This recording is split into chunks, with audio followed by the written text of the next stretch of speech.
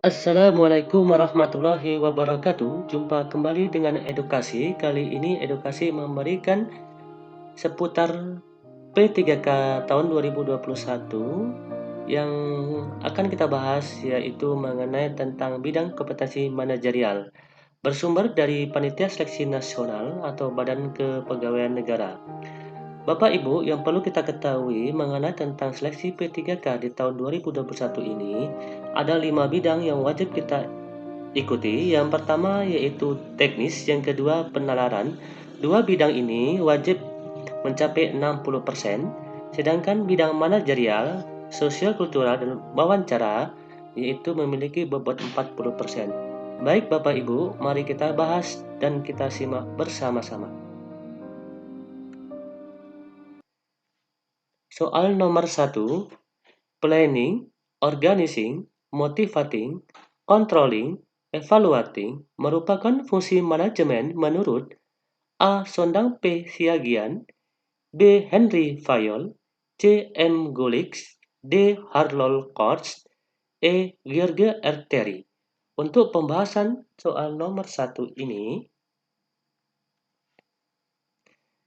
bahwa Sondang P. Siagian pada tahun 1985 membagi fungsi manajemen terdiri atas planning, organizing, motivating, controlling, dan evaluating. Untuk jawaban nomor 1 ini yang tepat adalah A. Sondang P. Siagian. Kita lanjut nomor 2. Jabatan Presiden Direksi dalam perusahaan termasuk dalam tingkatan A. Semua level manajemen, B. Dewan Komisaris, C. Manajemen menengah, D. Manajemen puncak, E. Manajemen tingkat bawah. Pembahasan untuk nomor 2, tingkat manajemen puncak memiliki hak penuh untuk mengangkat, memilih, serta memberhentikan manajemen lain yang berada di bawahnya. Beberapa contoh sebutan tingkat manajemen puncak adalah General Manager, Chief Executive Officer, dan Presidir atau Presiden Direksi. Jawaban nomor 2 ini yang tepat adalah D. Manajemen puncak. Nomor 3. Keahlian untuk berkomunikasi, bekerja sama, dan memotivasi orang lain disebut A. Communication, B. Konseptual, C. Teknis, D. Simpati, E. Interpersonal. Pembahasan secara teoritis, definisi interpersonal skill adalah keahlian yang dimiliki seseorang individu untuk berelasi dan berinteraksi dengan sesama. Hal ini berlaku baik untuk masyarakat maupun individu. Jawaban yang tepat untuk nomor 3 adalah interpersonal. E.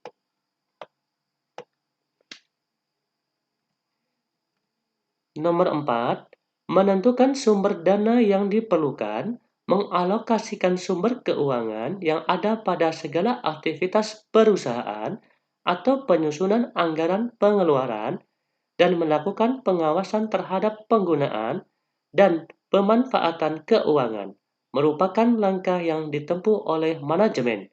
A. Personalia, B. Produksi, C. Keuangan, D. Pemasaran, E. Administrasi.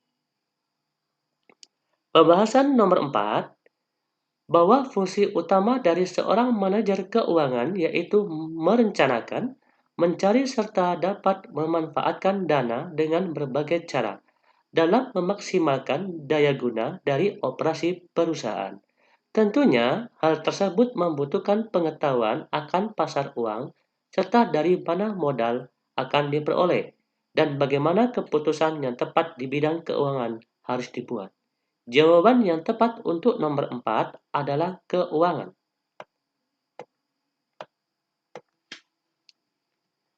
5. Tingkat manajemen yang bertugas memimpin dan mengawasi tenaga-tenaga operasional adalah A. Organizing, B. Top Management, C. Lower Management, D. Middle Management, E. Personalia. Tugas utama manajemen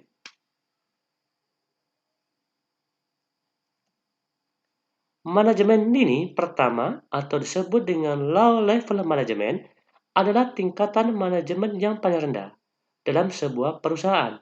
Manajemen ini bertugas untuk memimpin dan mengawasi kinerja tenaga operasional. Jawaban yang tepat untuk nomor 5 adalah low management.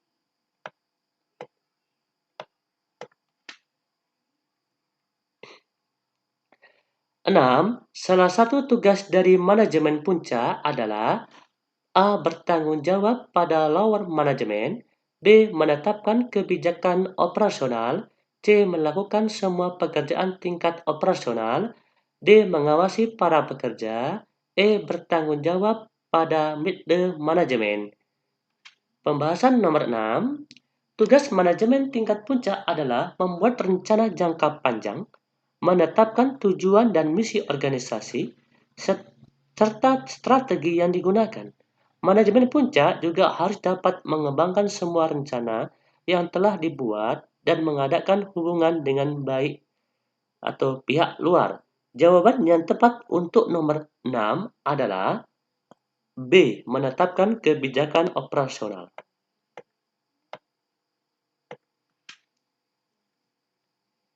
Nomor 7. Prinsip the right man or the right place yang digunakan dalam menetapkan seseorang untuk menepati suatu jabatan dalam organisasi merupakan pelaksanaan dari fungsi A. Controlling, B. Planning, C. Organizing, D. Actuating, E. Motivating. Pembahasan nomor 7. The right of on the right place merupakan salah satu kebaikan dari organisasi garis dan staf pada organisasi fungsional. Jawaban nomor 7 yang tepat adalah organizing.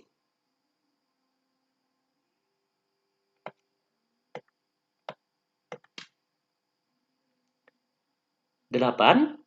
Pemimpin yang mengambil keputusan tanpa melibatkan bawahan disebut A. Adil, B. Otoriter, C. Bebas, D. Demokratis, E. Personal.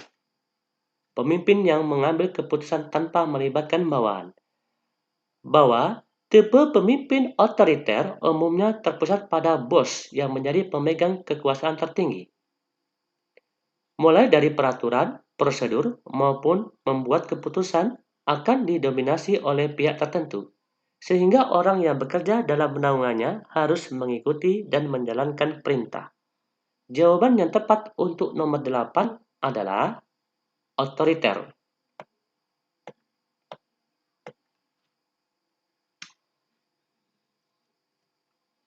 9. Keterampilan yang harus dimiliki oleh seorang manajer adalah A. Perencanaan, organisasi,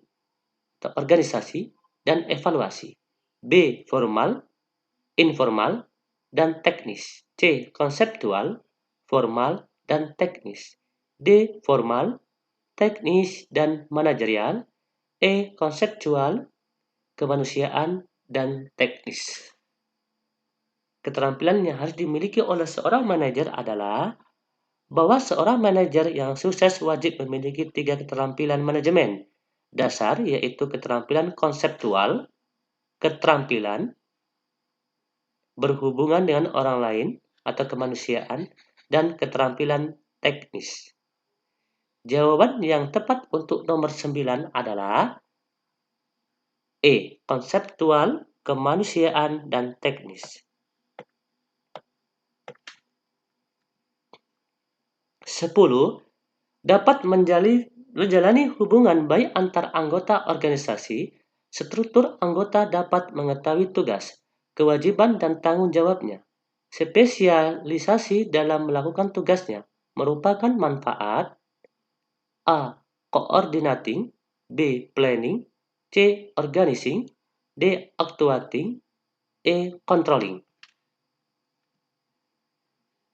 Untuk pembahasan nomor 10, bahwa coordinating atau disebut dengan pengkoordinasian merupakan salah satu fungsi manajemen untuk melakukan berbagai kegiatan agar tidak terjadi kekacauan percekcokan, kekosongan kegiatan, dengan jalan menghubungkan, menyatukan, dan menyelaraskan pekerjaan, bahwa sehingga terdapat kerjasama yang terarah dalam upaya mencapai tujuan organisasi.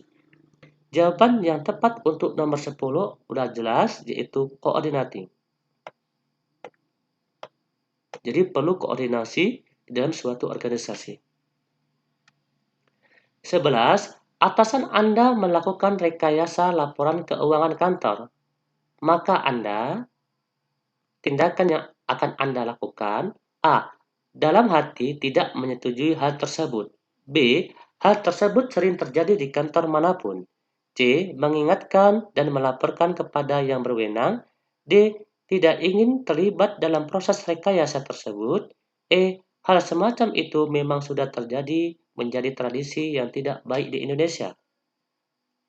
Sikap kita apabila ada atasan melakukan rekayasa laporan keuangan, maka kita harus, untuk mengetahui sejauh mana integritas kita melihat kecurangan terjadi di hadapan kita. Maka jawaban yang tepat untuk nomor 11 adalah C. Mengingatkan dan melaporkan kepada yang berwenang. 12. Ketika gagal mencapai sesuatu yang kita inginkan, maka A. Mencari dengan seksama siapa yang turut bertanggung jawab terhadap kegagalan kita. B. Mengambil waktu untuk menenangkan diri. C. Bersedih hati. D. Melakukan introspeksi dan memperbaiki upaya. E. Meminta bantuan kepada lebih banyak orang. Ketika kita gagal, yang wajib kita lakukan atau kita inginkan adalah, tujuan soal ini adalah untuk mengetahui motivasi kita untuk terus berprestasi meskipun mengalami kegagalan. Jawaban yang tepat untuk nomor 12 ini adalah melakukan introspeksi diri dan memperbaiki upaya. D. 13. Anda mengajukan suatu usulan kepada atasan Anda, namun usulan tersebut menurut atasan Anda kurang tepat. Sikap Anda adalah A. Merasa sangat kecewa. B. Mencari alternatif usulan lain yang tepat. C. Kecewa, namun berusaha melupakan hal tersebut. D. Saya bersikeras mencari upaya pembenaran terhadap usulan. E. Ditolak bukanlah sesuatu yang baru bagi Anda. Apabila usulan kita yaitu tidak diterima oleh atasan. Maka untuk soal nomor 13 ini, kita diwajibkan harus terus berkreativitas dan berinovasi meskipun mengalami penolakan. Jawaban yang tepat untuk nomor 13 adalah mencari alternatif usulan lain yang tepat. B.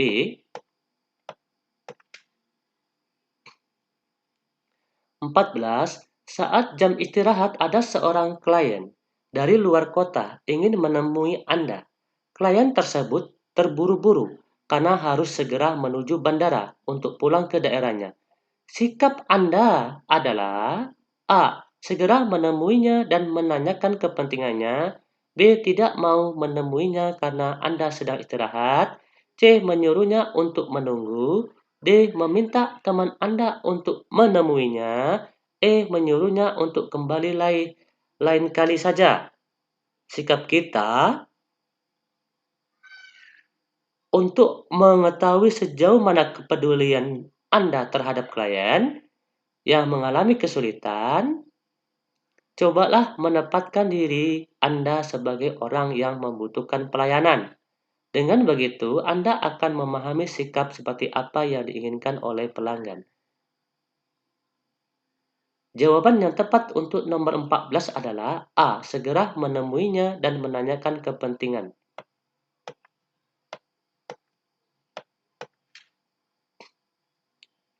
15. Suatu hari ada seorang klien kebangsaan asing menemui Anda untuk berkonsultasi.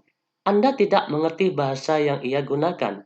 Sikap Anda: A. Menolak untuk menemuinya karena takut tidak paham. B. Menyuruh rekan Anda yang memahami bahasa orang asing. C. Meminta bantuan rekan Anda yang memahami bahasa orang asing tersebut untuk menerjemahkan. D. Berpura-pura memahami pembicaraannya. E. Meminta orang asing tersebut untuk datang lain kali dan membawa penerjemah. Pembahasan nomor 15, bahwa tujuannya adalah sejauh mana kepedulian Anda terhadap klien yang mengalami kesulitan. Berarti jawaban yang tepat untuk nomor 15 adalah C. Meminta bantuan rekan Anda yang memahami bahasa orang asing tersebut untuk menerjemahkan ketika Anda sedang berbicara dengan klien tersebut. 16. Buah mangga memiliki tetangga Anda berjatuhan, yang dimiliki oleh tetangga Anda berjatuhan, dan mengenai genting rumah Anda, sehingga berlubang. Sikap Anda adalah A. Mendatangi tetangga Anda dan marah-marah. B. Menyuruh tetangga Anda untuk menebang pohon mangganya. C. Mendatangi tetangga Anda dan meminta dengan sopan agar memangkas dahan-dahan pohon yang berada di atas genting. D. Meminta izin kepada tetangga Anda untuk menebang dahan tersebut. E. Menebang pohon mangga tanpa sepengetahuan tetangga Anda. Sikap kita adalah, tujuannya adalah di sini bahwa sejauh mana pemahaman Anda terhadap keadaan orang lain dan kemampuan Anda dalam menyikapi.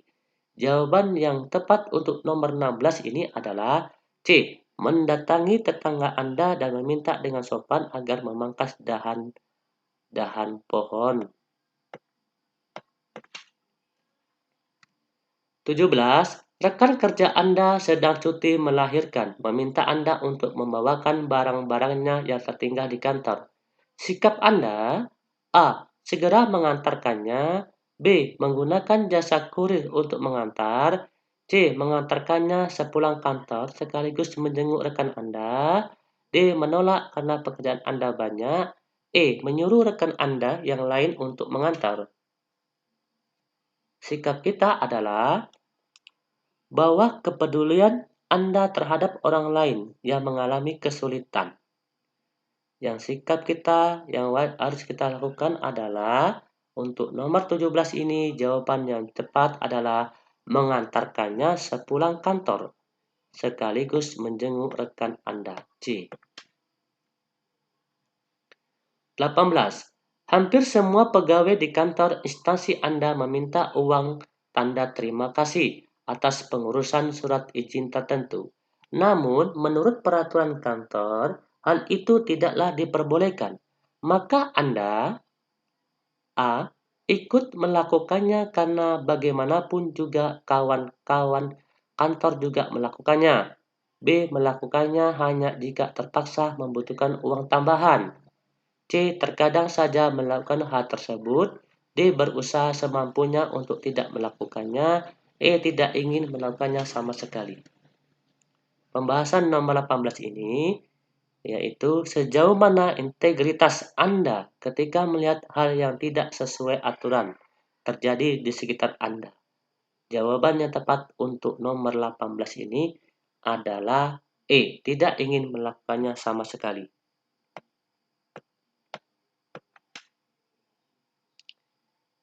19. Atasan Anda menetapkan target tugas harus selesai pada deadline tanggal 27 bulan ini. Maka A.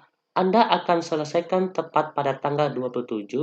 B. Kalau tugas lain menumpuk, Anda akan meminta izin untuk menyelesaikannya barang 1 atau 2 hari sesudah deadline.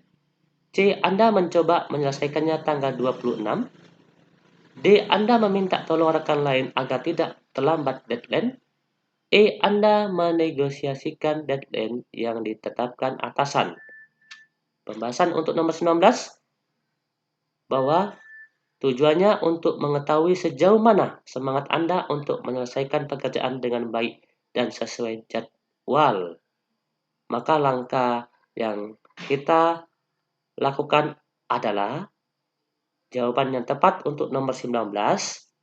C. Anda mencoba menyelesaikan tanggal 26 sebelum deadline. wajib kita selesaikan. 20. Pemimpin kantor menggelar rapat kerja membahas penyusunan rencana kerja untuk anggaran tahun depan. Setiap pegawai diharapkan mempersiapkan usulan untuk kegiatan tahun depan. Respon Anda. A. Berminat mengajukan suatu ide kegiatan yang akan dilaksanakan meskipun nantinya ide tersebut belum tentu diterima. B. Tidak berminat sama sekali untuk mengajukan suatu ide kegiatan. C. Akan mengajukan suatu ide kegiatan jika diminta oleh pemimpin. D. Mungkin berminat untuk mengajukan ide kegiatan yang dilaksanakan, namun tergantung situasi dan kondisi. E. Ragu-ragu untuk mengajukan suatu ide kegiatan karena akan kecewa jika tidak diterima. Jawaban yang tepat untuk nomor 20 adalah soal ini bertujuan untuk mengetahui sejauh mana semangat Anda untuk berkreativitas dan berinovasi untuk kemajuan suatu organisasi. Jadilah yang pertama memberikan ide-ide segar. Jawaban yang tepat untuk nomor 20 adalah A. Berminat mengajukan suatu ide kegiatan yang akan dilaksanakan meskipun nantinya ide Anda belum tentu diterima. Oke? Terima kasih. Semoga Bapak Ibu bisa menyelesaikan soal bidang kompetensi manajerial.